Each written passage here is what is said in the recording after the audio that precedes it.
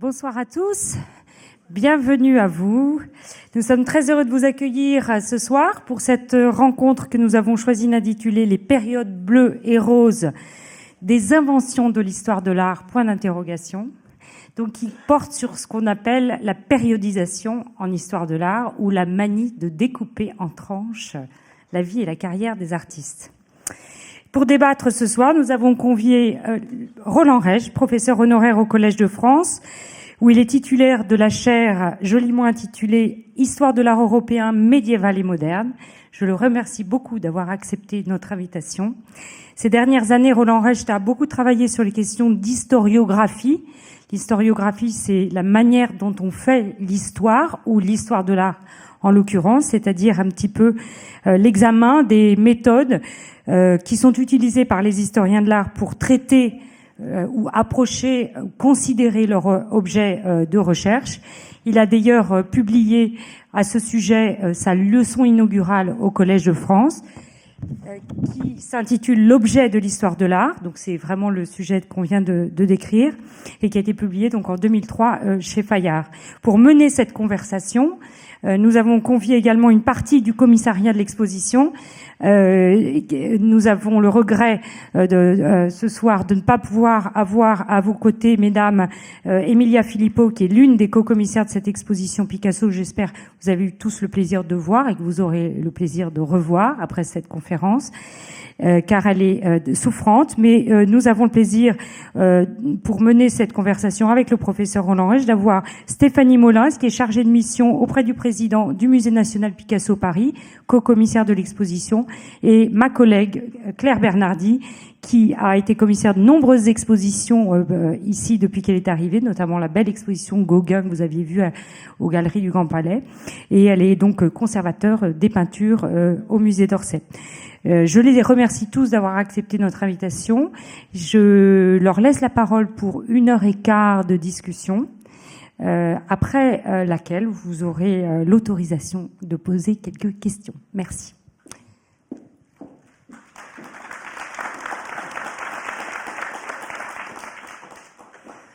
Bonsoir à tous. Merci beaucoup, chère Scarlett, pour cette introduction et pour l'organisation de cette table ronde. Et merci également à l'équipe du Musée d'Orsay.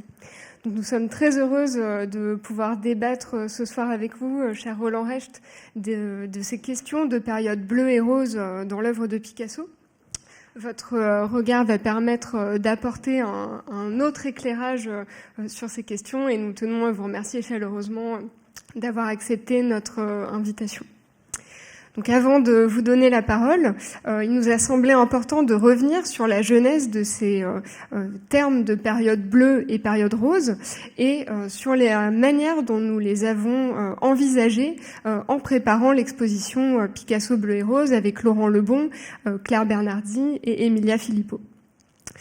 Donc cette question de la périodisation, elle a vraiment été structurante dans notre réflexion, à la fois pour définir la liste des œuvres et pour construire le parcours de l'exposition.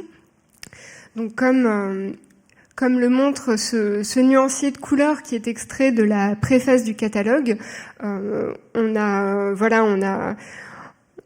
que ce nuancier qui sont en fait des zooms dans des peintures montrées dans l'exposition. On a été confronté à la diversité chromatique de ce que recouvrent ces notions de période bleue et de période rose. Et l'arrivée des œuvres au musée d'Orsay, quand nous les avons vues arriver pendant le montage, nous a confirmé qu'il n'y avait pas un bleu mais des bleus dans la période bleue, et non pas un rose mais des roses et une pluralité de couleurs pastel dans la période rose. Donc nous avons ainsi cherché, et nous espérons que cela se ressent dans l'exposition, à souligner l'unité dans la diversité des périodes bleues et roses, en nous méfiant d'une vision trop fragmentaire qui présenterait ces années de jeunesse comme des épisodes cloisonnés. Donc revenons sur les origines de ces notions. Donc la première mention, non pas de la période, mais d'une peinture bleue. Elle apparaît chez Guillaume Apollinaire pour la première fois dans un article paru dans La Plume en mai 1905. Et le poète parle donc de cette peinture mouillée, bleue comme le fond humide de l'abîme et pitoyable. Dans les années 10, les critiques qui procèdent alors par période forgent ensuite cette expression de période bleue pour désigner l'œuvre de Picasso, alors considérée donc entre 1901 et 1904. Ils englobent donc à ce moment-là, à ce moment-là où la reproduction des œuvres se fait en noir et blanc, les œuvres colorées de l'exposition Vollard en 1901. Gustave Coquio, donc dont le portrait est visible dans l'exposition, joue un rôle très important dans la mise en place de cette terminologie avec son ouvrage cubiste, futuriste, passéiste. Donc voilà, on vous a mis un extrait qui montre bien cette tendance chez les critiques à avoir une vision très morcelée de l'œuvre de Picasso en de très nombreuses périodes. Et on note d'ailleurs, et c'est assez amusant dans cet extrait, on voit que la période rose s'appelle alors la période rouge. Donc la notion de période rose, elle est quant à elle construite par mimétisme avec celle de période bleue. Elle apparaît dans l'entre-deux-guerres et voilà, cette notion, elle apparaît même si la période rose ne renvoie pas à une même unité chromatique qu'est celle de la période bleue. Et elle englobe alors cette notion de période rose, les années 1905-1906, et notamment le voyage que Picasso fait dans les Pyrénées catalanes à Gozol en juin 1906. Donc cette chronologie des périodes bleues et roses, elle va être affinée grâce au travail mené par Pierre Dex, le premier biographe de Picasso, qui va établir le premier catalogue raisonné des peintures de l'artiste de 1900 à 1906 dans les années 60. Donc l'immense travail de cet historien de l'art et les progrès de la reproduction en couleur vont permettre de distinguer tout d'abord les œuvres présentées chez Vollard de la période bleue, donc d'avoir une vision de la période bleue un peu plus affinée. Et Pierre Dex va également réfuter cette notion un peu trop vague et évasive de période rose en identifiant des moments distincts. Picasso s'est lui-même prêté au jeu de la périodisation de son œuvre en participant à l'élaboration de son propre catalogue raisonné. Et s'il n'est pas à l'origine de ces termes, il a laissé les critiques analyser et classifier sa création. Et on voit ici dans cette citation qu'il a lui-même repris à son compte ces termes de période bleue et rose qui apparaissent dans plusieurs interviews. Donc vous le voyez ici dans cet échange avec Brassailles en 1964 où il déclare « C'est le succès dans ma jeunesse qui est devenu mon mur de protection. L'époque bleue, l'époque rose, c'était des paravents qui m'abritaient. C'est à l'abri de mon succès que j'ai pu faire ce que je voulais, tout ce que je voulais. » Donc à la lumière de ces propos et de ce rapide historique des termes de période bleue et rose, on voit vraiment que la périodisation tient une place particulière dans l'étude et la réception de l'œuvre de Picasso, qui est quelque part, et je pense qu'on va en parler plus tard, un exemple poussé à l'extrême de ce découpage de la création d'un artiste.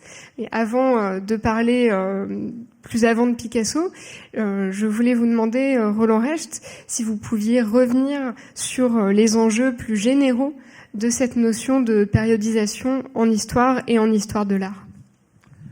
Oui. Alors, je voudrais tout de suite préciser que je suis le seul laïc ici. C'est-à-dire, je ne suis pas du tout un spécialiste de Picasso, que ce soit très clair.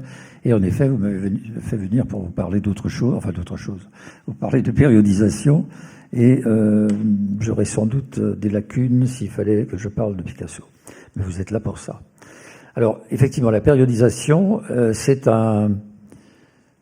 une démarche qui caractérise l'historien, et l'historien de l'art par conséquent.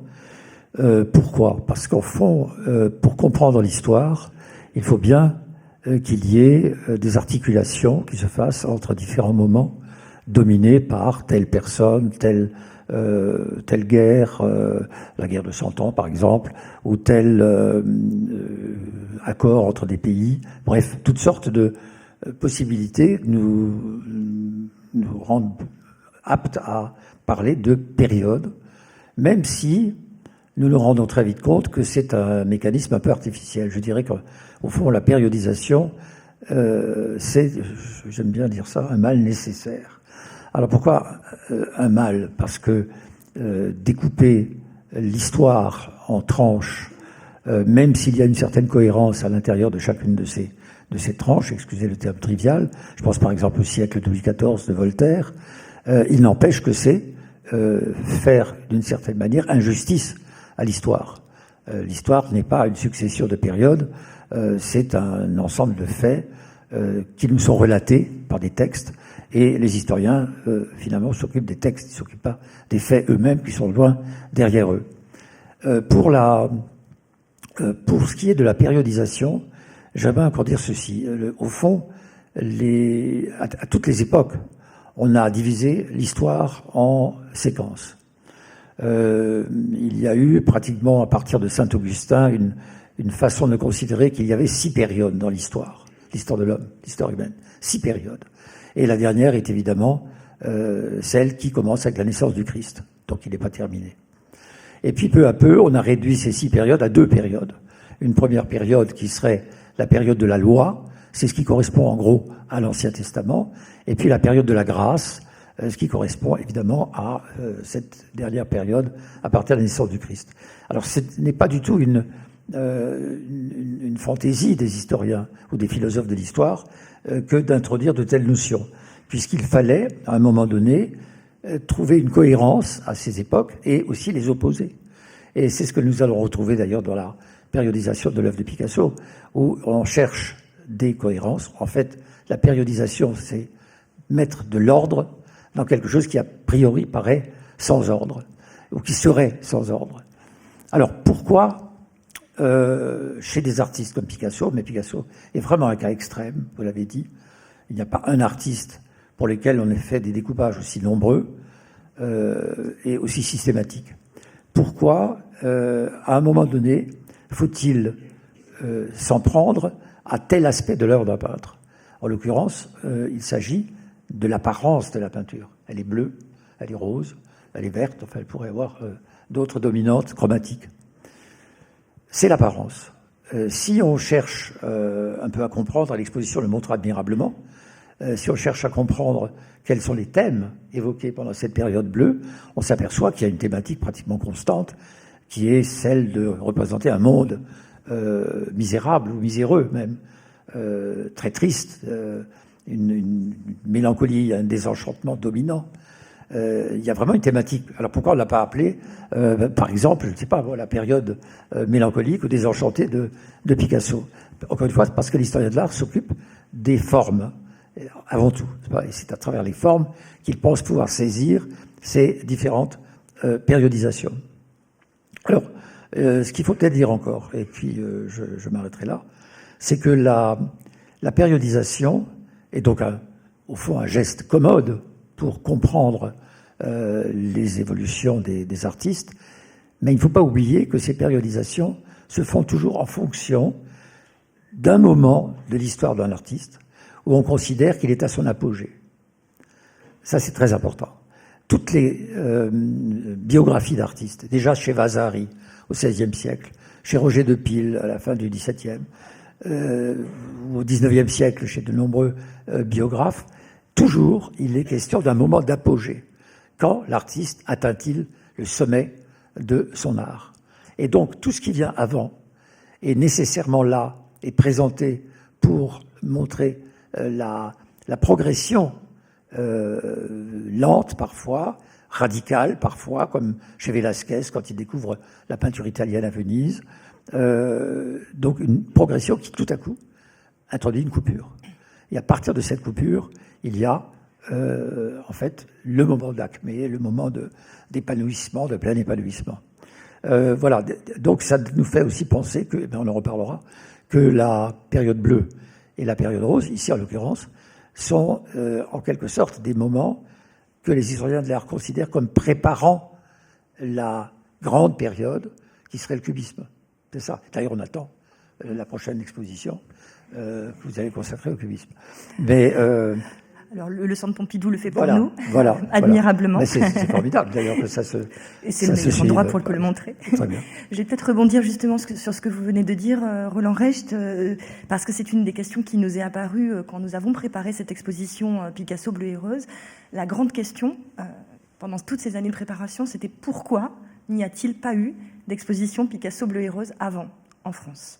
Il y a eu quelques expositions sur cette période, et la dernière avait été une très belle exposition faite à Washington dans les années 90. Il y avait une exposition à Berne encore auparavant, quelques expositions majeures sur cette période, mais qui finalement par rapport au grand nombre, comme vous le savez, des expositions Picasso qui ont eu lieu dans les dernières décennies sont un épiphénomène, et de façon très étonnante pour nous, une exposition sur ces périodes bleues et roses qui pourtant ont eu comme lieu de création pour Picasso Paris au premier chef, aucune exposition n'avait eu lieu en France. Donc on s'est posé la question de pourquoi. Et peut-être pour revenir sur ce que vous venez de dire, sur la question de la périodisation au sein de la carrière d'un artiste et de cette périodisation à partir de l'apogée de son art, cette question du cubisme a toujours été... c'est ce qu'on s'est dit, la pierre, à la fois la pierre de touche et la pierre d'achoppement à partir de laquelle les périodes bleues et roses n'avaient pas pu être étudiées plus en profondeur par les historiens de l'art. En fait, les périodes bleues et roses de Picasso ont souvent été présentées comme celles d'un proto-Picasso par les spécialistes, comme une idée qui implique un certain mépris, qui a eu cours dans beaucoup d'écrits des dernières décennies, un certain mépris de ces années par les historiens de l'art, qui explique peut-être cette absence d'exposition, et aussi qui explique peut-être que la périodisation, qui est certes un mal nécessaire, mais qui est aussi l'outil principal des historiens, a été si fluctuante sur cette période. Le fait que, oui, il y a eu beaucoup de sous-périodes dans la carrière dans cette courte période de la carrière de Picasso, mais qu'elles ont fluctué beaucoup, que les termes ont fluctué énormément. Et que la première distinction qui était faite par les historiens, c'était l'opposition entre l'œuvre de jeunesse et l'œuvre de maturité. Alors, nous le savons, cette question, et c'est ce que vous venez d'évoquer très clairement, cette question dépasse largement le cas Picasso. Je me demandais, vous l'avez peut-être évoqué de façon brève, mais ce découpage dans le cas de Picasso vous apparaît-il particulier dans l'œuvre de Picasso ? Alors, on sait que la carrière de Picasso est très longue. Est-ce que ça serait une des options ? Oui, la carrière de Picasso est très longue et elle est protéiforme. Ce qui est aussi très frappant, c'est-à-dire qu'en fait, lorsqu'on regarde la carrière de n'importe quel artiste, je sais pas, j'ai parlé de Velázquez, je pourrais parler de Manet. Ce sont des œuvres, enfin, c'est un développement artistique qui est relativement cohérent. On voit qu'un style s'affirme peu à peu. Ou Cézanne aussi, c'est très intéressant parce que d'abord il peint très mal et après il devient le génial Cézanne. Donc il y a pratiquement chez tous les artistes il y a ça. Mais cette cohérence, lorsqu'elle est obtenue, je dis ça un peu brièvement, elle est maintenue dans la carrière de l'artiste. Chez Picasso, chaque fois qu'il est d'une maîtrise, d'une souveraineté extraordinaire dans une forme, il l'abandonne pour autre chose.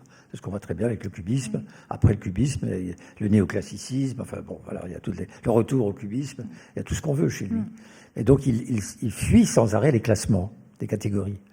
Et ça, c'est très gênant pour les historiens de l'art. Ils n'aiment pas beaucoup ça. Mais lui adorait ça. J'ai parlé à plusieurs reprises avec Pierre Dex de ce catalogue qu'il avait fait avec Picasso. Et il me disait enfin, vous savez, tout le monde sait qu'il a fait ces catalogues avec le peintre.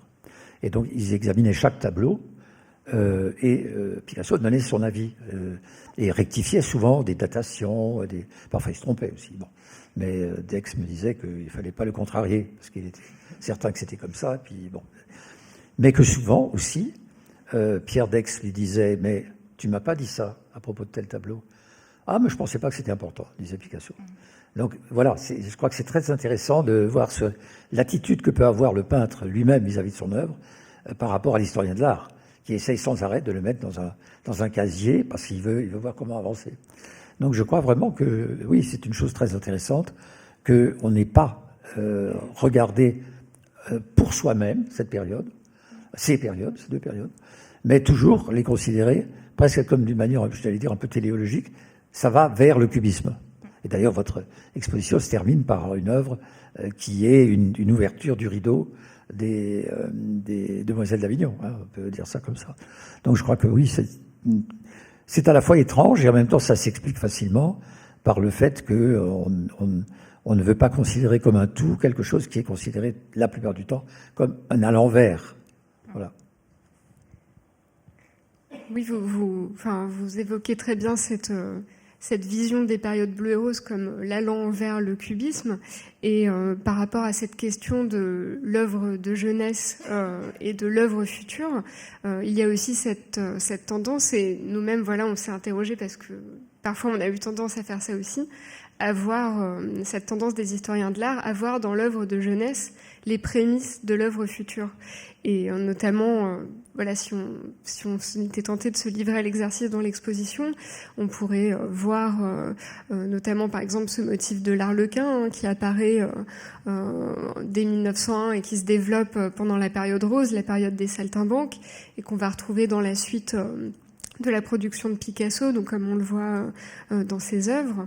On pourrait aussi parler en termes de style, par exemple de cette question de l'esthétique de l'inachevé, qu'on voit dans le portrait de Benedetta Canals en 1905, mais qu'on va retrouver une dizaine d'années plus tard dans le portrait d'Olga. Comment est-ce que vous analysez ce phénomène ? Alors, encore une fois, j'ai bien dit que je n'étais pas un spécialiste de Picasso. Mais je pense que il y a comment dire, cette façon de changer, d'être constamment dans l'approche et l'appropriation de nouvelles formes, d'un nouveau style, n'empêche qu'il y a des fils rouges dans son œuvre. Et ces fils rouges peuvent être thématiques, simplement. L'acrobate, par exemple, c'est un fil rouge thématique qui n'est pas conditionné par telle ou telle forme qu'il peut lui donner. Et c'est évident que quand il traite le thème dans les années 50, il ne le traite pas de la même manière qu'il l'a traité dans les années 1900. Donc la thématique, c'est une chose. Je dirais que là, il y a les obsessions personnelles de Picasso, sa vie sentimentale, qui est un fil rouge combien déterminant dans sa carrière. On pourrait périodiser presque l'œuvre de Picasso en fonction des femmes qu'il a connues, des épouses qu'il a eues, des enfants qu'il a eus aussi, même si les enfants, disait-il, n'ont pas eu de grande importance dans sa vie, mais enfin quand même, il en a eu. Il les a élevés tout de même. Donc je crois qu'on pourrait utiliser beaucoup de grilles de lecture. Mais le thème, c'est une chose, et le retour à des formes anciennes n'est pas impliqué par le retour à un thème ancien. Je vais peut-être rebondir sur ce que vous venez de dire sur le fil rouge qui pourrait être celui de la biographie de Picasso. Je crois qu'il y a peu d'artistes qui ont autant prêté, et qui se sont autant prêtés eux-mêmes d'ailleurs, je crois, à la périodisation par les tranches de vie qui sont les leurs. Et Picasso, en effet, a, on le sait, eu une vie amoureuse assez compliquée. En tout cas, il a connu plusieurs. Il a eu des relations avec plusieurs femmes, et au point que les historiens ont parfois nommé les différentes périodes de Picasso du nom des femmes qui étaient ses compagnes à ce moment-là. Donc la période Olga, la période Fernande pour ce qui concerne notre période, et la première femme avec laquelle il a eu une relation de longue durée, et c'est Fernande, qui est très présente dans notre exposition. Nous nous sommes posé d'ailleurs la question au moment de l'accrochage au moment de la préparation de cette exposition, de la part de la biographie dans la façon de présenter les œuvres, il nous a paru qu'en fait elle était assez évidente, c'est-à-dire que quand on arrive à la période rose, c'est le moment de l'installation de Picasso au Bateau Lavoir, c'est aussi le moment où il s'installe de façon, une installation en couple pour la première fois, avec une femme qui restera sa compagne pendant de nombreuses années, Fernande, et qui d'ailleurs commence à hanter sa peinture mais aussi sa sculpture. Ce rapport à la figure féminine est essentiel dans l'œuvre de Picasso. Ce qu'on voit dans l'exposition, nous l'espérons, c'est à quel point elle devient, au moment de la période rose, un fil essentiel d'expérimentation artistique. Alors là, vous avez quelques images de Picasso et Fernand Olivier ensemble à Montmartre, et puis Fernande représentée dans des œuvres de la période de Gozol. Ce qui est très intéressant, c'est qu'on voit la figure et le corps se transformer au fur et à mesure, et que ce n'est plus la même Fernande au début de la période rose, au moment du cycle des Saltimbanques, et juste avant les Demoiselles d'Avignon. La question, pour rebondir sur cette question de la biographie et de la périodisation de sa propre œuvre, il semble que une des choses qu'on pourrait aborder ensemble aussi ce soir, c'est celle de la vision de Picasso lui-même sur cette distinction par moment. Et on sait que, Stéphanie l'a évoqué tout à l'heure au moment de la présentation, que Picasso lui-même a parlé de ces périodes, donc il a repris à son compte parfois certaines de cette terminologie. Et je voudrais peut-être qu'on revienne sur un moment essentiel que nous évoquons dans l'exposition, qui est l'année 1932, au moment où Picasso, pour la première fois, présente ses œuvres et s'en fait le commissaire. Il devient commissaire d'exposition d'une exposition qui a lieu à la Galerie Georges Petit à Paris. Vous avez une reproduction ici des œuvres telles qu'elles ont été présentées à la Galerie Georges Petit. Elle est présentée d'ailleurs, cette reproduction, dans l'exposition. Cette exposition dont Picasso est le commissaire est une façon de voir peut-être à travers cet accrochage le regard de Picasso sur ces périodes. Et on voit qu'il insiste lui-même sur les liens, comme on l'évoquait, comme Stéphanie et vous-même l'évoquiez tout à l'heure, les liens entre les périodes. Peut-être qu'on peut revenir, je ne sais pas si vous avez quelque chose l'un d'entre vous, à ajouter sur cet accrochage. Oui, peut-être dire que c'est un accrochage qui est extrêmement soigné. Ça, c'est une première chose vous allez me dire, c'est pas étonnant de la part d'un artiste, mais quand même, il a une vision, il a presque le sens de la muséographie, en mettant en page sur ses murs, sur ses cimaises, les tableaux de cette façon. Mais ce qui est effectivement frappant, ce que vous soulignez dans le catalogue, c'est que il mélange les choses. Et il ne fait évidemment pas une sorte de séparation arbitraire entre le bleu, le rose et puis le cubisme jusqu'au début des années 30. Il mélange tout cela. Et ça, je crois que c'est quelque chose que souvent le public a du mal à comprendre, c'est que l'artiste lui-même a une vision de son œuvre, je dirais presque une perception physique, matérielle de son œuvre, qui ne peut absolument pas s'encombrer des découpages des historiens de l'art. L'historien de l'art a besoin de faire cela. Déjà, s'il veut faire un livre qui soit compréhensible sur un artiste, il faut bien établir des périodes. Mais l'artiste voit ça d'une manière, j'allais dire, quasiment plastique. Un mur comme ça, pour lui, c'est un nouveau tableau, d'une certaine manière. Donc, une installation. Voilà, c'est une installation, exactement. Peut-être souligner d'abord pour ceux qui ont vu l'exposition que vous repérez dans cette photographie peut-être certaines des œuvres qui sont présentées dans l'exposition. On a eu cette tentation très fugace de l'installation, c'est-à-dire d'essayer de reconstituer l'accrochage qu'aurait pu être celui de 1932. Il avait été fait très bien dans une salle d'une exposition qui a été consacrée à 1932 au musée Picasso Paris et qui ensuite a voyagé à la Tate à Londres. Mais ce qui nous a semblé, pour parler de la position de l'historien de l'art sur ces périodes, c'est que la tentation de cet appariement entre des œuvres de périodes différentes, l'artiste, le plasticien, l'artiste peut le faire, a toute légitimité pour le faire, et en plus ne se trompe pas avec sa propre œuvre. Pour nous, c'est parfois très dangereux. Donc on a dans l'exposition présenté ces 2 premières salles qui sont une présentation plus englobante de cette période pour justement poser la question de ces dialogues et de ces rapports entre les œuvres.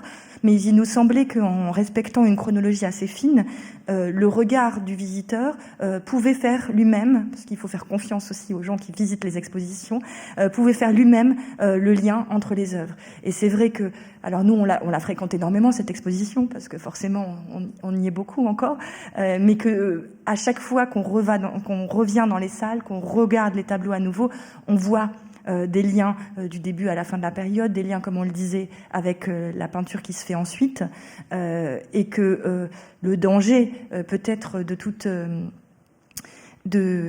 tout écrit en histoire de l'art, c'est de forcer parfois un peu trop ces liens. C'est peut-être justement cet exercice plus d'humilité, mais de resituer dans un contexte et de reconstituer une chronologie qui peut permettre d'éviter ce genre d'écueil, il me semble. Oui, je crois que vous avez parfaitement raison.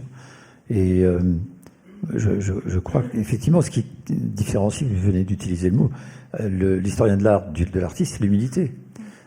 S'il y va avec humilité, tout va bien. C'est-à-dire qu'il est obligé de respecter à la fois des conventions muséographiques, par exemple, mais aussi des normes introduites par l'histoire de l'art tout au long de son existence.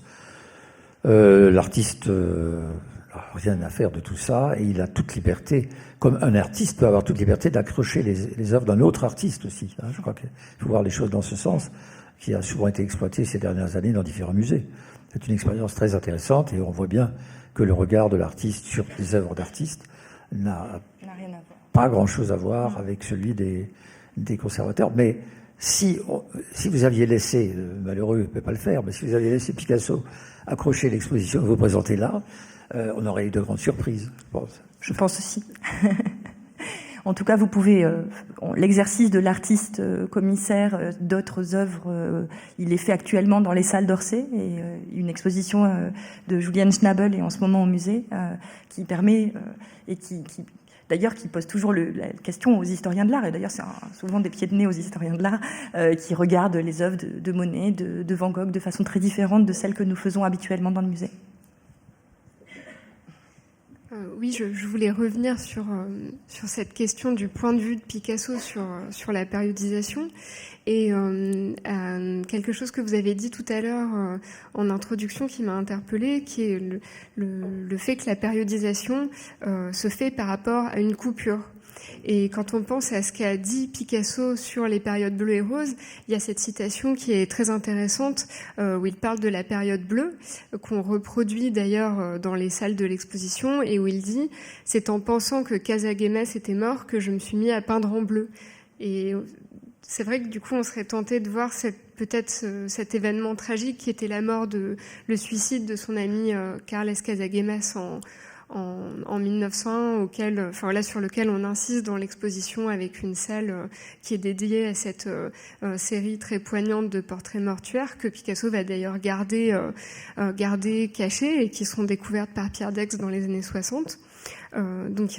Voilà, Picasso fait en quelque sorte lui-même désigne quelque part la coupure qui entraîne ce basculement dans le bleu. Et on voit d'ailleurs par la suite que les coupures entre les périodes, en effet, elles partent souvent d'éléments biographiques. On a aussi cherché à souligner dans l'exposition l'importance des changements de lieu et d'environnement. Dès que Picasso change d'environnement, soit de ville, puisqu'il est entre Paris et Barcelone entre 1900 et 1904, avant de s'installer définitivement à Paris en 1904, mais aussi quand il change d'atelier, ça a tout de suite une incidence sur sa création. Et donc je me demandais si c'est cet élément biographique comme fil rouge de la périodisation, c'était quelque chose de vraiment spécifique à Picasso, ou si c'était aussi le cas d'autres artistes, si vous pensiez à d'autres exemples. Claire, tu veux compléter?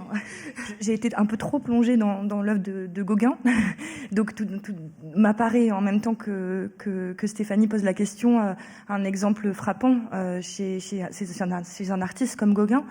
Nous avons cherché à le souligner dans l'exposition que nous avons présentée au Grand Palais l'an dernier, mais je me suis rendu compte encore plus de ce parallélisme peut-être qu'on pourrait faire entre ces deux carrières.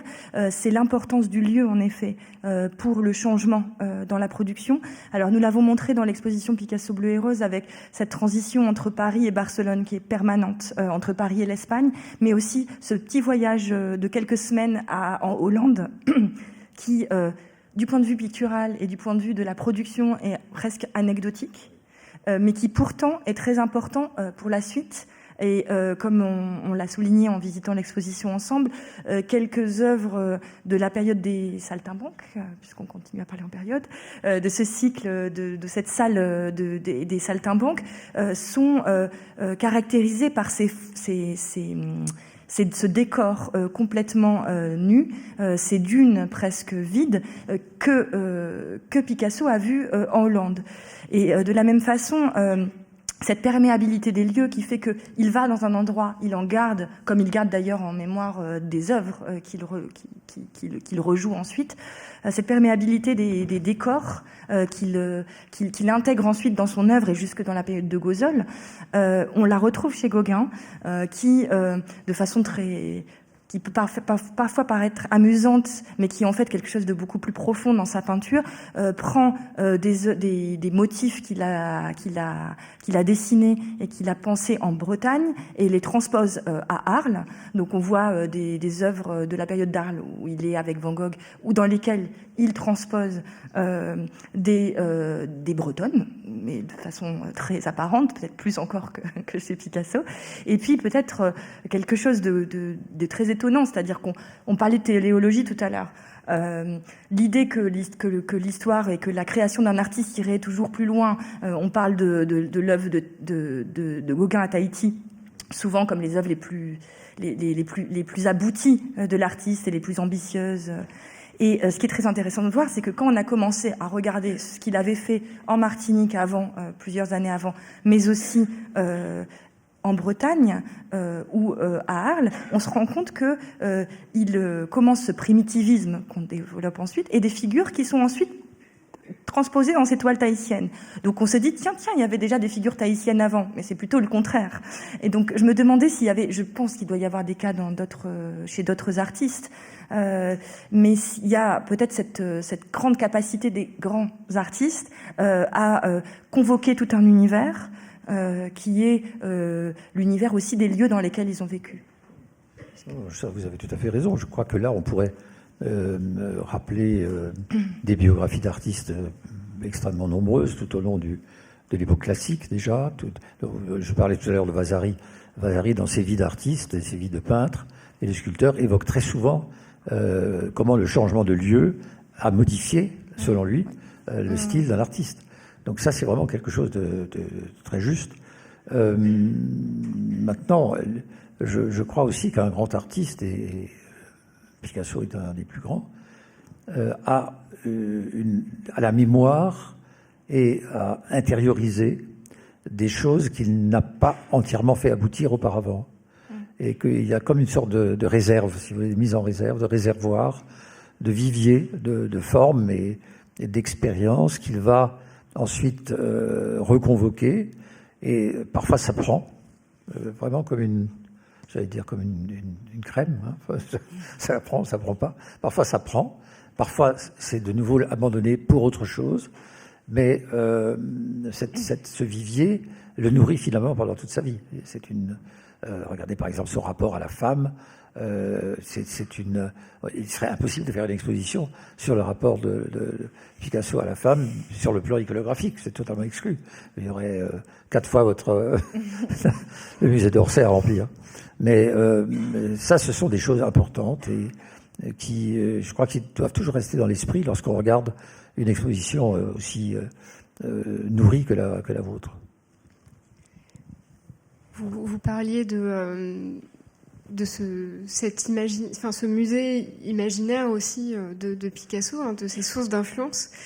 C'est intéressant de voir comment les critiques ont au départ cherché à définir l'œuvre de Picasso par rapport à ce qui le précédait et par rapport à ses influences. Et notamment, c'est le cas pour les œuvres qui sont présentées par Picasso en juin 1901 à la Galerie Ambroise Vollard. Notamment, on le voit dans cette citation de Félicien Fagus, hein, qui décèle les influences probables de Delacroix, Manet, Monet, Van Gogh, Pissarro, Toulouse-Lautrec, etc. Et donc, on voit aussi que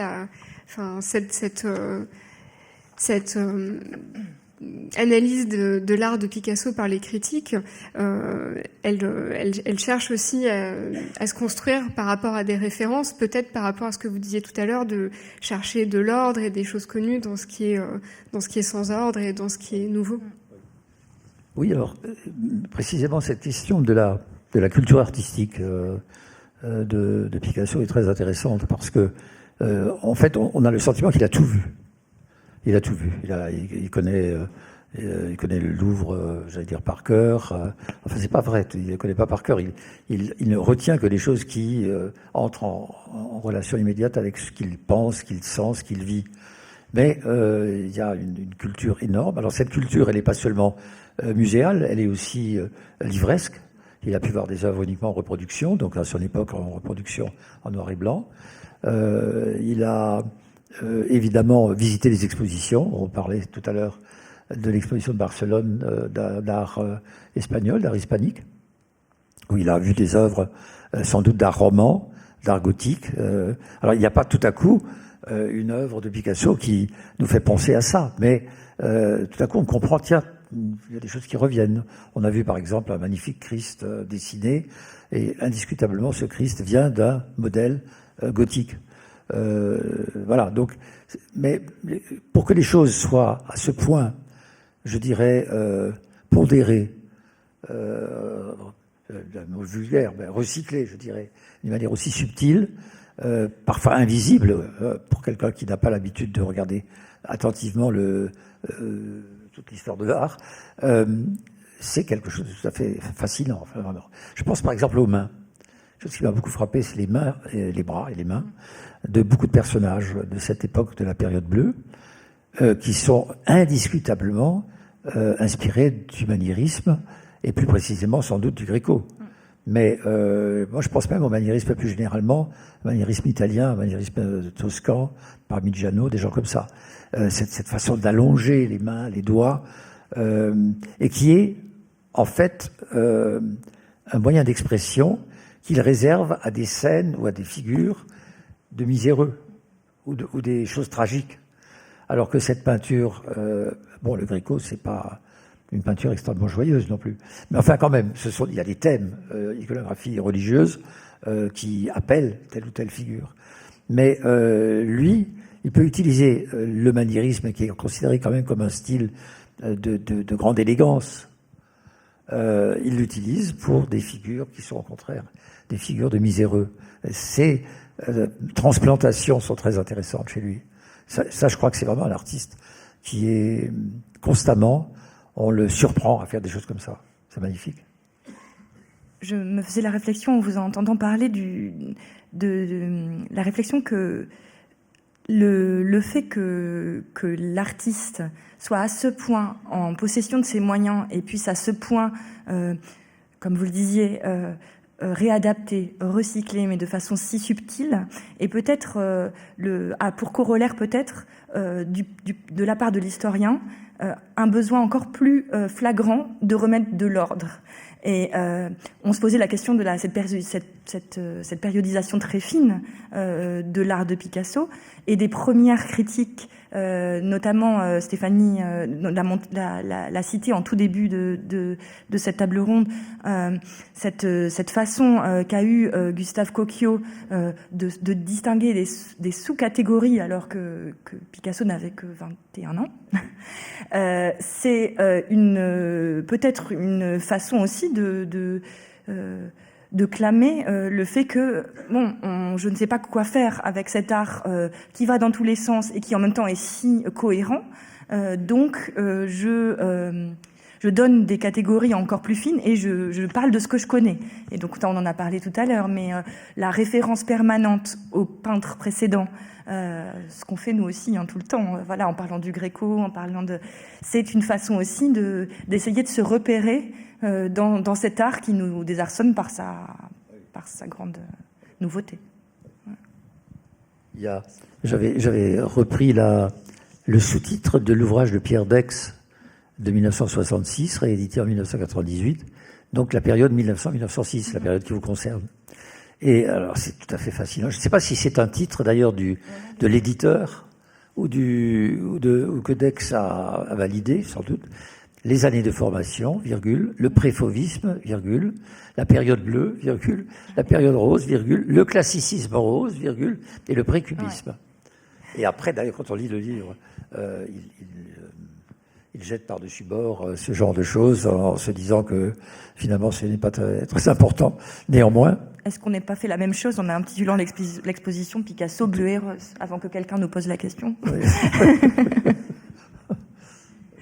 Oui, c'est vrai que c'est intéressant. On voit même chez Pierre Dex, notamment si on regarde donc Pierre Dex a fait un dictionnaire Picasso, donc il y a la Bible du chercheur sur Picasso avec des entrées thématiques et des entrées consacrées à des œuvres. Et si on regarde les entrées de période bleue et de période rose, alors notamment si on prend le cas de la période rose, c'est assez fascinant parce qu'on voit qu'il commence l'article en disant que ce concept au fond est assez factice et ne renvoie pas vraiment à la réalité chromatique des œuvres. Et d'ailleurs, c'est quelque chose qu'on a voulu souligner aussi dans l'exposition, qu'il y a non pas une rupture nette, mais aussi une transition progressive, une diversification de la couleur dans les périodes bleues et roses, dans la période rose.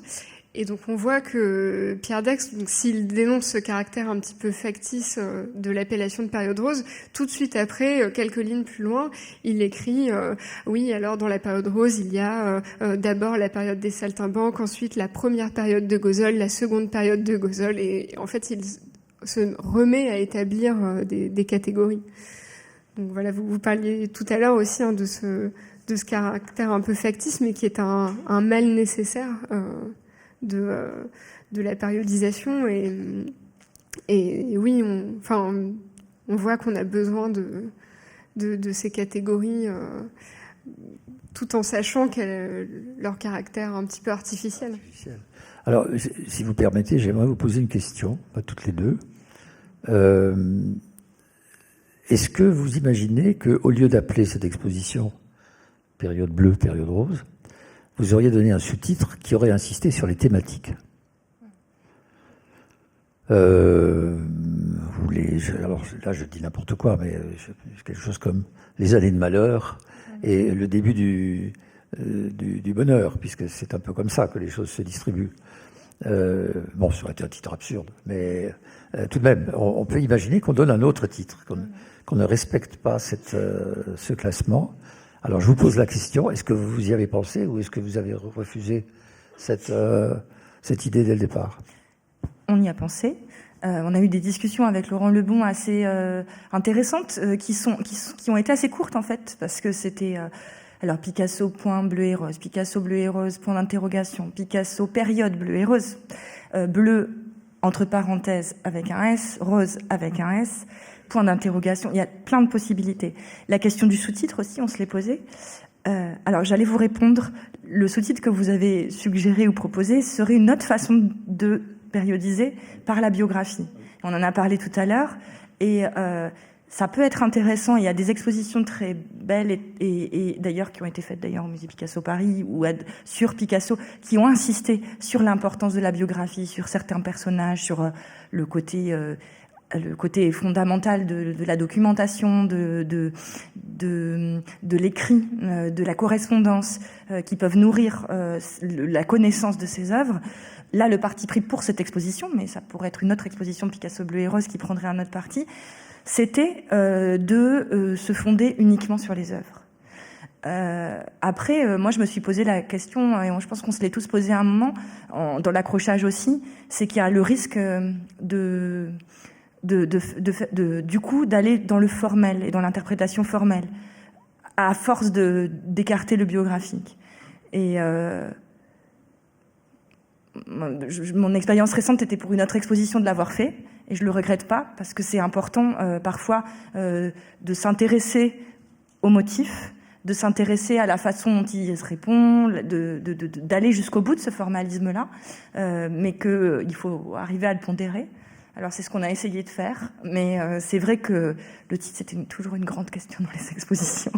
Oui, et puis en fait, on voit très bien qu'il y a une très grande cohérence thématique à l'intérieur de la période bleue, ce qu'il n'y a plus après. Après, ça change quand même. Du coup, ces termes de bleu et rose sont confortables. Oui, ils sont confortables, exactement. Oui, oui. Et il ne faut pas refuser le confort. Il y a déjà beaucoup de choses dans l'exposition qui sont difficiles. Bon, ça, je suis tout à fait de votre avis. Si vous permettez, je voudrais encore vous poser une autre question concernant le choix des œuvres. Bon, je suppose que vous avez fait, comme tout commissaire d'exposition qui se respecte, une grande liste qui se termine par une liste un peu différente. Je ne dis pas une petite liste, mais une liste un peu différente. Ayant essuyé beaucoup de refus de musées ou de collectionneurs qui ne veulent pas prêter leur œuvre, et fort heureusement ayant aussi eu des réponses positives qui font que vous avez montré ici un ensemble de toiles absolument exceptionnelles. Comment diriez-vous, comment pourriez-vous caractériser aujourd'hui l'exposition par rapport à l'idée première? Vous voyez, est-ce que vous avez l'impression d'avoir pu encore davantage affiner? Parce que parfois c'est une économie très profitable de voir refuser les tableaux. Est-ce qu'au contraire vous avez l'impression que bon, il y a quand même 2 ou 3 grandes toiles que vous auriez aimé avoir, etc. Voilà, sans essayer de vous prendre en défaut, d'avoir pas présenté tel ou tel tableau, c'est évidemment pas du tout mon intention.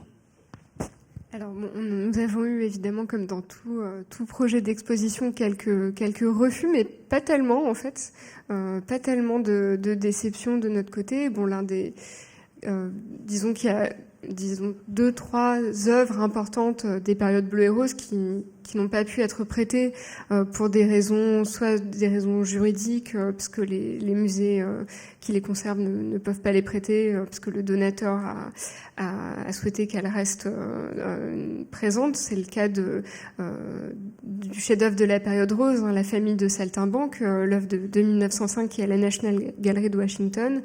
Et ça pouvait être également pour des raisons de fragilité. Par exemple, c'était le cas de l'une des icônes de la période bleue, le vieux guitariste qui est conservé à Chicago et qui est une huile sur un panneau, enfin une huile sur bois qui est très fragile et qui donc ne pouvait pas voyager. Mais je crois que malgré ces absences, on est quand même plutôt satisfait de la chronologie, hein, qui a été notre parti pris pour le parcours de l'exposition.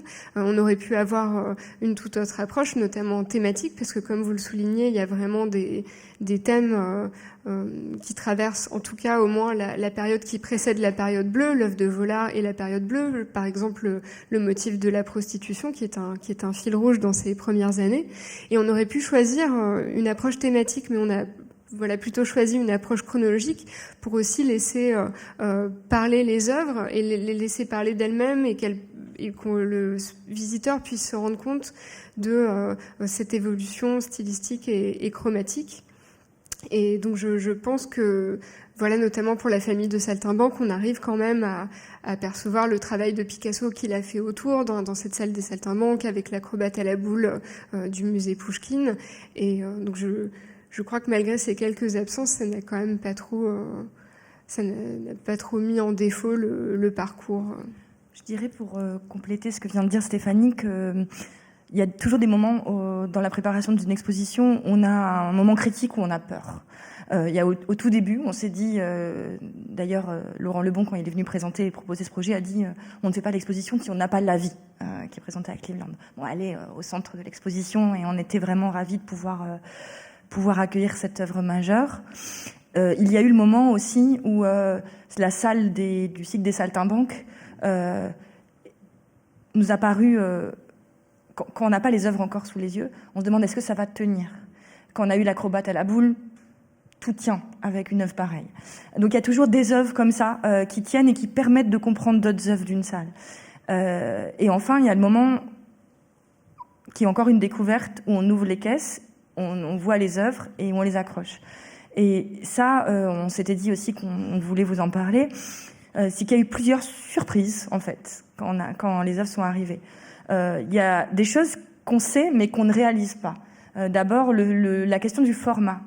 On s'est rendu compte, en fait, en accrochant l'exposition, alors qu'on avait tous les formats, hein, c'était pas une surprise, mais quand on a commencé à accrocher les œuvres de la période bleue et ensuite celles de la période rose, parce que on n'a pas tout accroché chronologiquement, mais quand on a vu les espaces se remplir, on s'est rendu compte à quel point le changement de style était accompagné d'un changement de format. Et on voit d'ailleurs heureusement, les espaces de l'exposition et les scénographes ont joué avec, ont permis de montrer ça.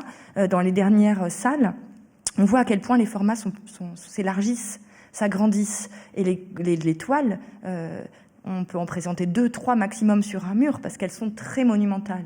Elles sont monumentales par leur taille, mais aussi par la façon dont les corps sont présentés sur la toile.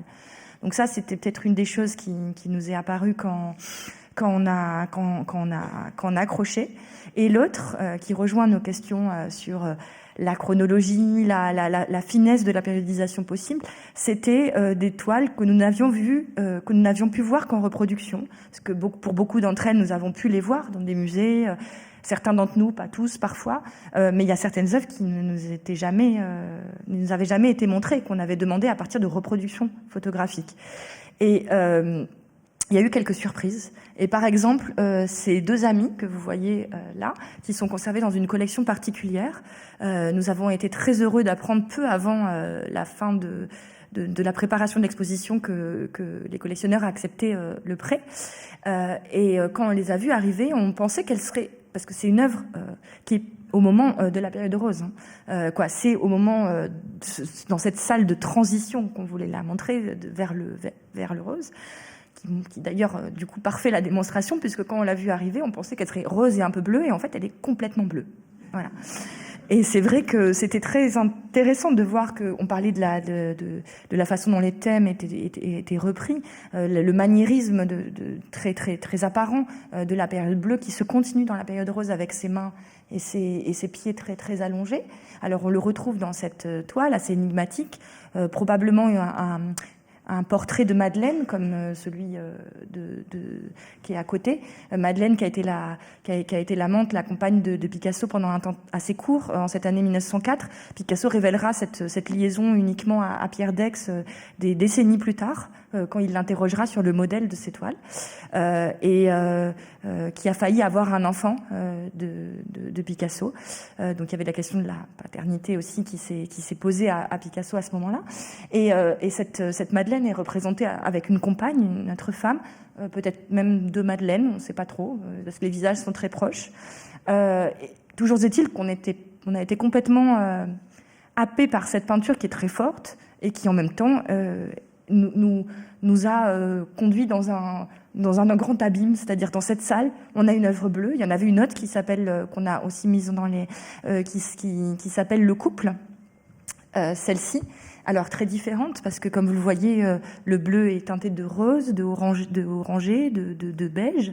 Et puis, là encore, cette salle, d'ailleurs on voit, c'est normal, hein, c'est un moment de transition chez l'artiste, se prêter à toutes les confusions de notre part, parce que c'est vrai que cette œuvre, on la sentait très différente des autres, et quand vous la voyez dans l'exposition, vous le sentez.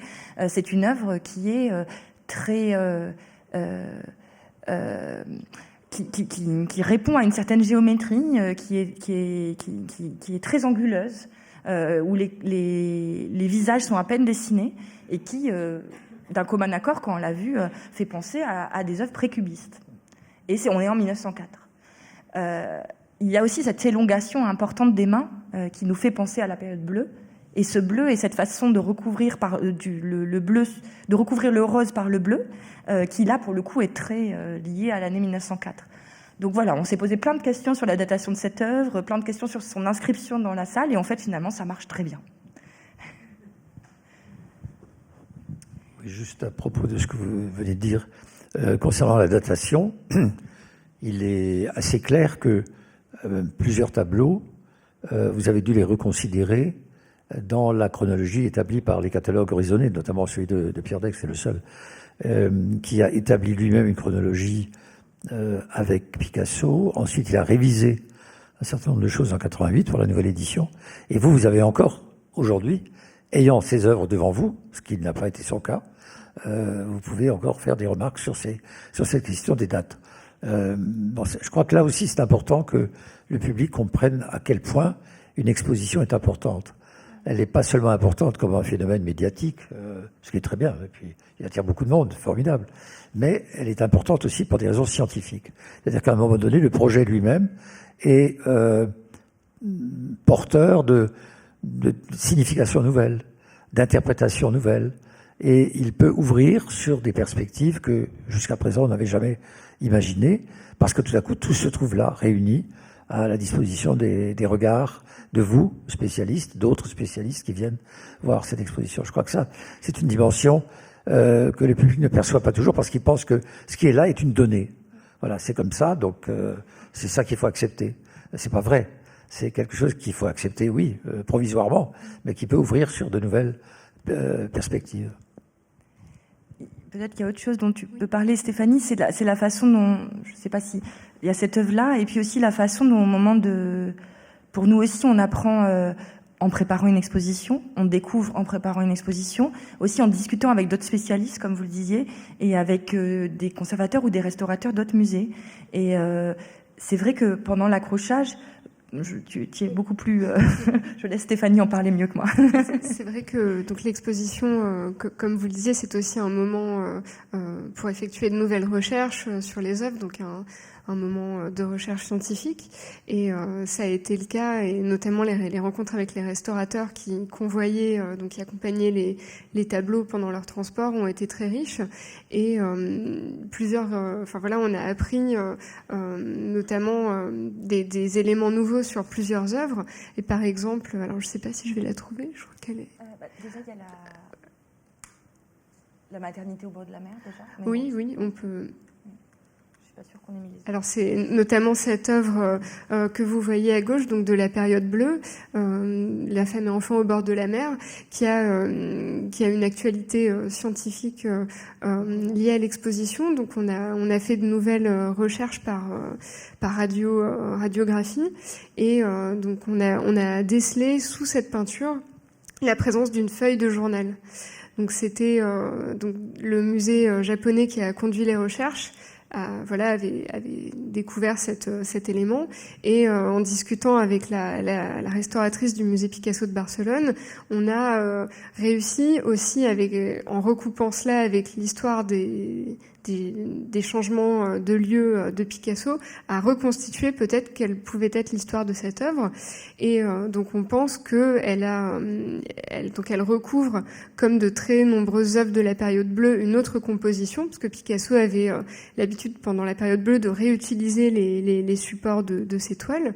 Et donc on pense que cette femme au bord de la mer, elle recouvre une autre peinture qui aurait été faite à Paris à l'automne 1901, que Picasso l'aurait emballée dans du papier journal lorsqu'il fait, pour la ramener à Barcelone, il retourne à Barcelone au début de l'année 1902, et qu'il, sans doute la couche picturale n'était pas encore tout à fait sèche, donc le papier journal s'est imprimé sur l'ancienne peinture, et en rentrant à Barcelone, il repeint par-dessus. Donc voilà, c'est aussi l'exposition, c'est aussi l'occasion d'avoir ces dialogues entre spécialistes et de découvrir de nouvelles choses sur les œuvres.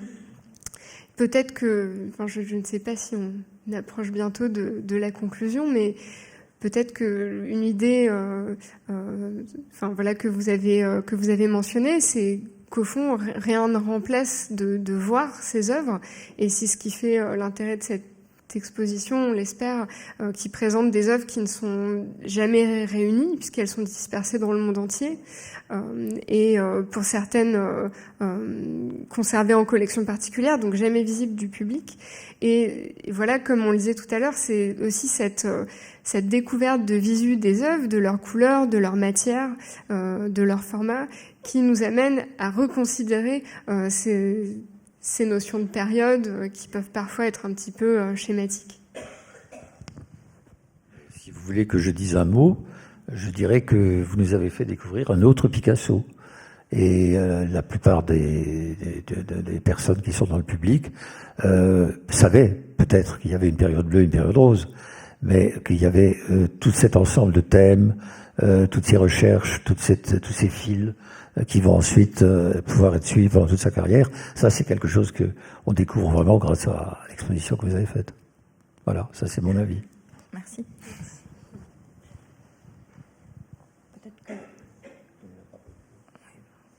Peut-être qu'on peut donner la parole au public, parce qu'on s'était dit que c'était une bonne idée, si vous en étiez d'accord, si vous avez des questions à poser, qu'on puisse y répondre et dialoguer avec vous.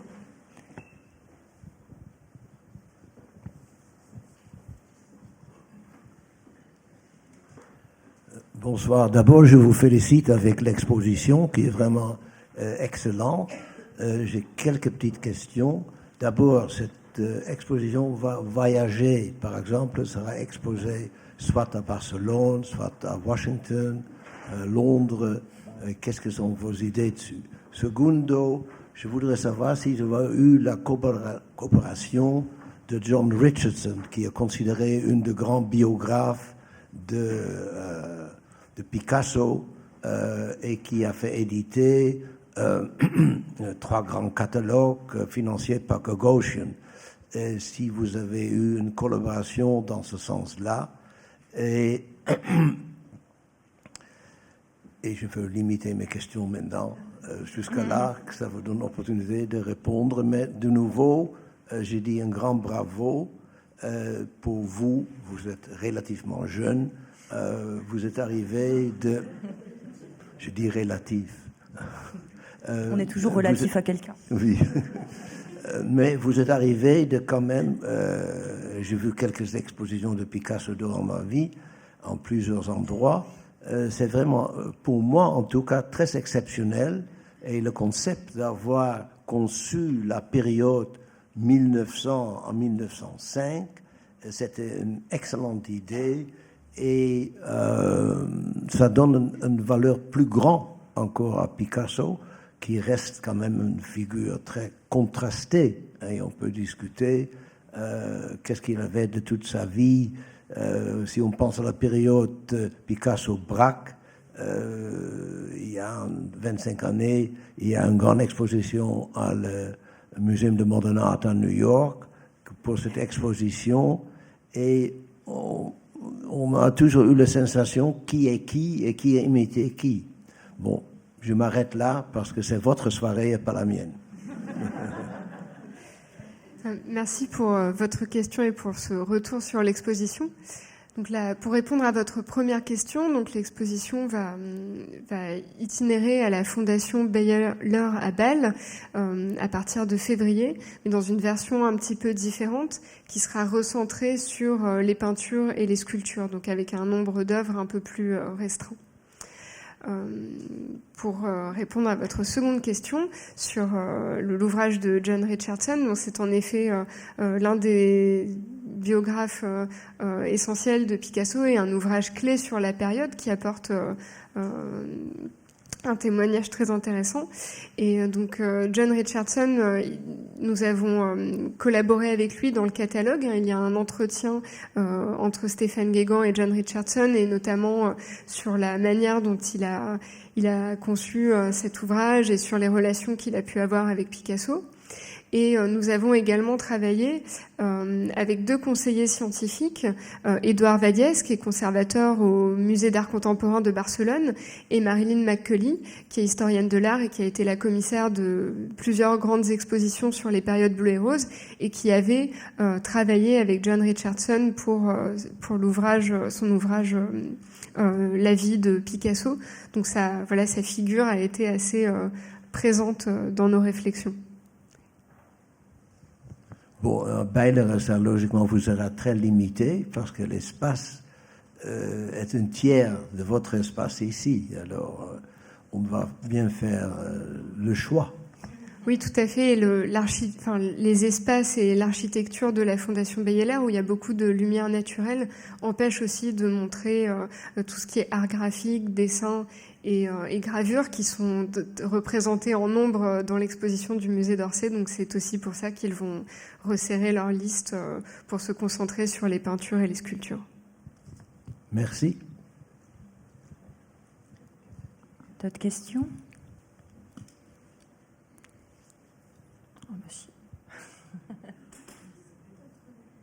Oui. Merci. Je suis allée au musée Picasso après avoir fait l'exposition. Et j'ai découvert, c'était je pense, à la fin de sa vie, il a utilisé des objets qu'il a détournés pour faire des œuvres. Et enfin, ça m'a laissé un peu, comment dire, par rapport à sa peinture. Et je me suis demandé, est-ce que c'était une façon de correspondre avec la modernité de son époque, en détournant des objets, parce qu'il voulait dire témoigner de quelque chose avec ces objets-là, ou est-ce que c'était parce qu'il en avait peut-être marre de peindre et il voulait faire prouver qu'il faisait autre chose comme art. Enfin, je ne sais pas si je suis claire, hein, mais voilà, ça m'a un petit peu... Alors, je vais essayer de vous répondre. Je ne suis pas la meilleure, la meilleure voix pour vous répondre parce que je ne suis pas du tout spécialiste de la sculpture de Picasso. Mais ce que je peux vous dire déjà, c'est que on l'a peut-être évoqué à mi-mot tout à l'heure.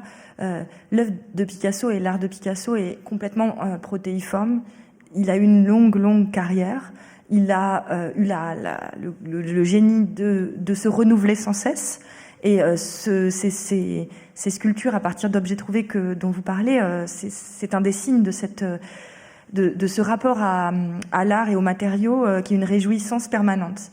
C'est-à-dire qu'il considère l'art comme quelque chose qu'on peut faire à partir de rien ou à partir de tout, et il peut créer avec un pinceau et une toile et des pigments, mais il peut aussi créer avec des objets trouvés, une peluche et des objets de son quotidien.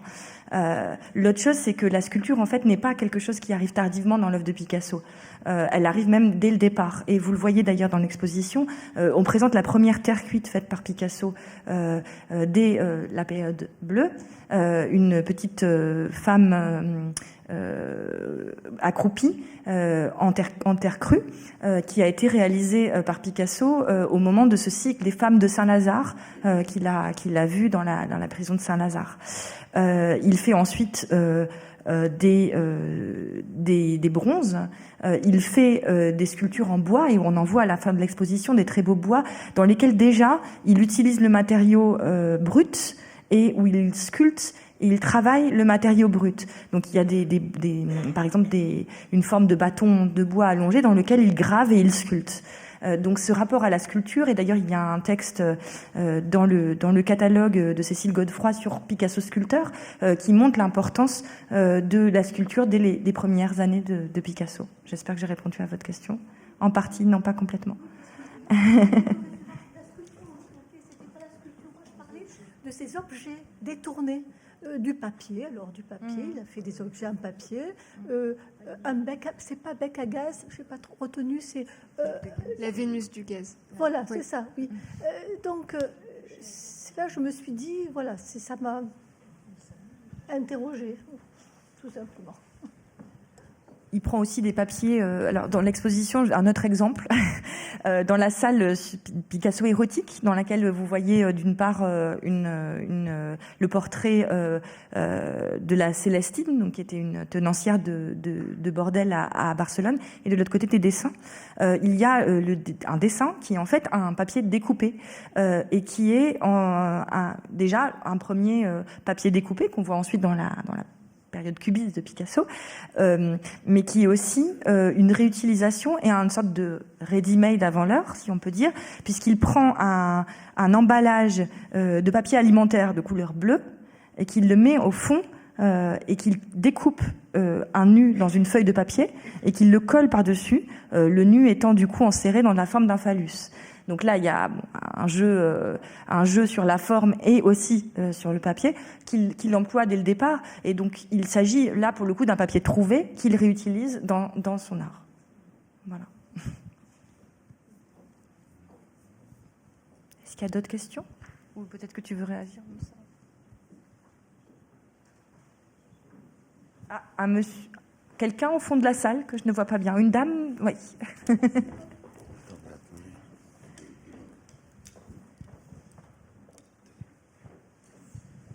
Vous avez utilisé le mot de ready-made. Est-ce qu'on peut réellement parler, donc avant Duchamp, de ready-made pour Picasso? C'était dangereux, je savais que j'allais me faire...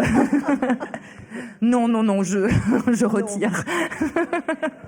Laissons à Duchamp ce qui appartient à Duchamp. Quelle différence? C'est la tendance dont on parlait tout à l'heure de voir les prémices de l'œuvre future de l'artiste dès sa jeunesse. Mais oui, voilà, la différence peut-être, c'est que là, quand Picasso découpe un papier pour le coller sur un autre en 1902, peut-être la différence, c'est qu'il n'y a pas la démarche, enfin la revendication de cette démarche qui va derrière, qui caractérisera le ready-made ensuite. La notion de concept. Voilà. Oui. Ou alors qu'il y a un ready-made adapté, mais Scarlett aura peut-être quelque chose à dire sur la question. Si vous permettez juste, il va très tôt utiliser le journal, par exemple, le papier journal, on peut dire qu'il détourne, parce qu'il redessine dans certaines publicités, il transforme les figures en personnages autres. Ça, c'est tout à fait intéressant. C'est aussi une manière d'utiliser des choses qui existent et de détourner des images, de la publicité, des titres qu'il découpe, etc. Et ça, évidemment, c'est plus tard. C'est dans les années 1910, 12, surtout vers 12. Mais enfin, voilà, c'est aussi une démarche tout à fait intéressante de s'emparer de ce qui existe pour le transformer. Juste un tout petit détail. J'ai rencontré 2 ou 3 personnes qui avaient été chez Picasso dans ses ateliers et ils disaient tous la même chose. Quand Picasso recevait quelqu'un et parlait avec les gens, il ne cessait d'occuper ses doigts.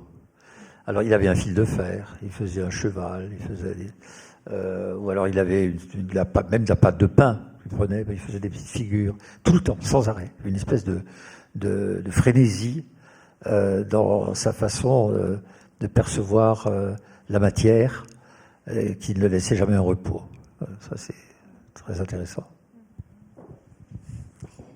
Encore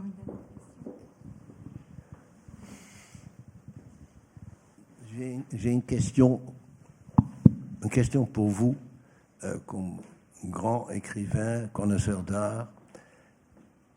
Si vous pensez à le XXe siècle,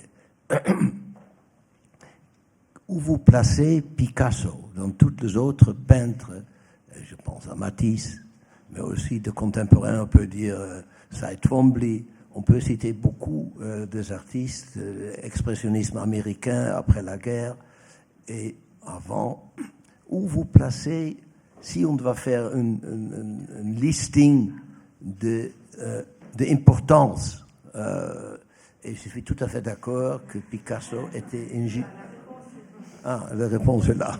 Ah, ça c'est très clair. Non, je voulais être beaucoup plus clair. Je ne peux pas dormir ici. Non, c'est vrai que, excusez-moi, je ne coupe pas la parole, mais c'est un effort louable, mais personne n'y comprend rien. J'ai jamais rien compris à ce tableau, mais je l'admets comme une chose très intéressante, surtout par Barre, qui était quand même un très grand homme. Mais ma réponse est très simple. Je place vraiment Picasso au-dessus de tout le monde. Pardon ? Je place Picasso au-dessus de tout le monde. Ah oui. De tous les artistes. Voilà.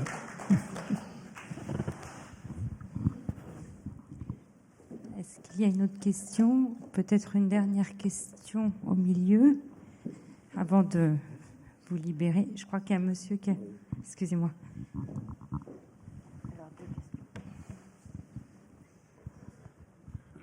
Oui, vous avez donné des explications sur la périodicité. Alors, à partir de l'historien d'art, à partir du peintre lui-même, etc. Et vous n'avez pas cité, mais c'est peut-être moi qui me fais une illusion, le rôle des collectionneurs qui ont donné des focus sur un certain nombre de périodes. Et j'en ai pour exemple qui m'est revenu à l'exposition Barnes qui a eu lieu ici, où moi j'ai découvert la période rose. Il y avait 2 ou 3 toiles sélectionnées par Barnes qui étaient tout à fait explicites de cette période-là.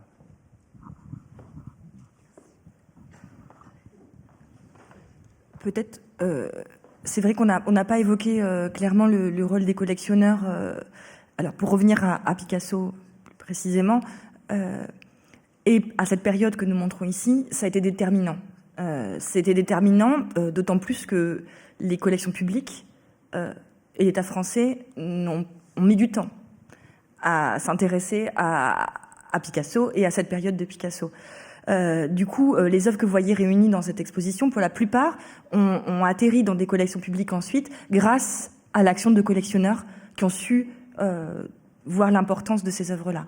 Et bon, vous citez Barnes, qui malheureusement n'a pas souhaité que sa collection puisse voyager, donc il n'y a pas d'œuvre de la collection Barnes dans les expositions à l'étranger. Mais les collections, par exemple, de Ivan Morozov, de Sergei Chouchkine, dont il y a eu une exposition à la Fondation Louis Vuitton il y a peu de temps, sont présentes dans l'exposition. Et les musées de l'Ermitage et les musées, le musée Pouchkine nous ont prêté des œuvres majeures de leur collection qui viennent de ces collections-là. Il y a aussi bien sûr les Stein, ces grands collectionneurs américains qui ont été les premiers à collectionner Picasso. Et la jeune fille au bouquet de fleurs, au bouquet que vous avez vu dans les slides passés et que vous avez vu dans l'exposition et a été vendue récemment, a été une œuvre acquise par les Stein avant d'être acquise par un trustee du Museum of Modern Art, Monsieur Rockefeller, donc une collection très importante qui ensuite a été mise en vente et qui atterrit dans une collection particulière, encore un collectionneur qui nous prête aujourd'hui. Donc on voit l'importance de ces collectionneurs, bien sûr, pour la constitution d'une histoire. Je crois qu'il y avait une dernière question ici. Je voudrais juste vous demander, je ne sais pas si vous m'entendez, si vous avez des prêts du musée de Barcelone de temps en temps, parce que notamment sur on parlait de papier découpé. Moi, j'avais eu en allant voir ce musée, j'ai compris que Picasso, enfant, faisait déjà des découpages de magazines. Et on parle de ready-made, mais déjà, il faisait des collages. Et donc, il a commencé très, très jeune, en fait, à avoir des idées sur énormément de choses. C'était un manuel. C'était vraiment... Voilà. Et merci beaucoup pour votre exposition magnifique. Merci. Le musée Picasso de Barcelone a été un prêteur très important et un soutien essentiel pour cette exposition. On a une 50aine d'œuvres qui sont prêtées par cette institution. Et leur appui était vraiment essentiel parce que le musée Picasso de Barcelone a cette spécificité de conserver, pour la majorité de sa collection, les œuvres de jeunesse de l'artiste. C'est lié à l'histoire de la collection du musée. Et donc on n'aurait pas pu faire cette exposition aussi sans leur soutien. Et donc c'était très important. Bon, je crois qu'il reste à vous remercier pour cette discussion qui a été très riche, je crois, qui nous a permis de comprendre et de nous saisir des secrets de la fabrique d'une exposition, d'abord. C'est toujours assez délectable de comprendre comment on hésite, comment on doute, comment on s'interroge pour finalement aboutir à un aussi beau projet qui est une sorte de chef-d'œuvre en soi. Et puis merci au professeur Roland Reich de nous avoir éclairé aussi grâce à son immense connaissance deux périodes au pluriel précédentes pour justement essayer de mieux comprendre les obsessions des historiens de l'art. Merci à tous en tout cas.